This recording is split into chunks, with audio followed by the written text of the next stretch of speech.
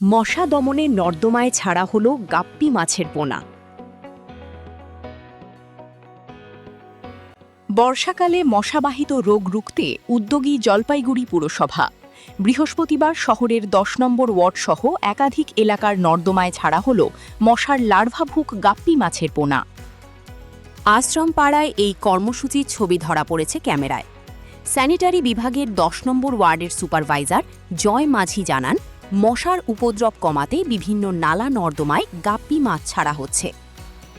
আজকে গাপ্পি মাছ ছাড়া হলো। আচ্ছা, মশার উপদ্রব অনেক বেড়েছে, তো এই মশাটাকে নিয়ন্ত্রণ করার জন্য আজকে গাপ্পি মাছ ছাড়া হলো। এটা প্রত্যেকটা ২৫টা ওয়ার্ডেই ছাড়া হচ্ছে। তার মধ্যে ১০ নম্বর ওয়ার্ডে ১০ নম্বর, হ্যাঁ। কোন জায়গায় ছাড়লেন এটা? এটা আশ্রমপাড়া, আমাদের মেন রাস্তা যেটা, সেই রাস্তায় ছাড়া হলো।